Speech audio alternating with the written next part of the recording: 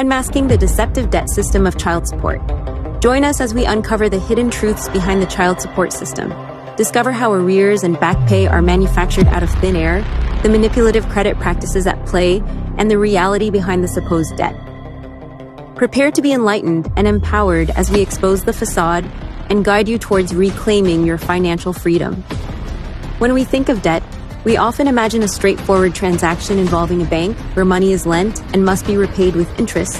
However, the child support system operates under a different and far more insidious model. There is no bank involved in the creation of this debt. Instead, it's a construct designed to extract wealth from individuals under the guise of fulfilling a social obligation. The first thing to understand is the concept of your corporate entity, often represented by your all-caps name. This isn't just a typographical choice, it's a legal designation. Your all-caps name signifies a trust or a corporate entity that the government can interact with in financial terms. When you are charged with child support arrears, the system isn't simply looking at you as an individual, but as a legal entity that can be financially leveraged. Here's how it works. The government and its agencies issue credit against your corporate entity. This means they create a financial liability out of thin air backed by the trust associated with your name. They claim you owe this money as child support arrears, even though no traditional bank is lending out funds. It's an internal accounting trick designed to impose a financial burden on you without any actual transfer of capital. This debt is essentially a legal fiction. The government has pledged, under House Joint Resolution 192, to pay all debts, which means they are already handling these financial obligations at a national level.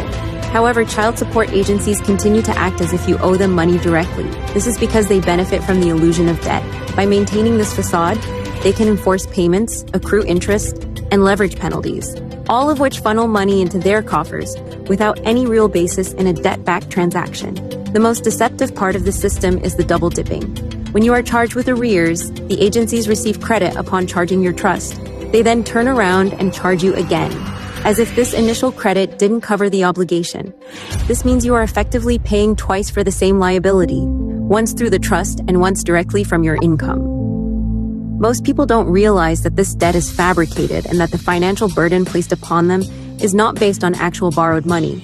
There is no bank issuing loans, no capital being transferred, just a bureaucratic mechanism designed to extract wealth through legal intimidation and enforce payments.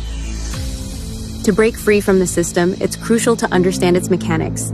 Knowledge is power.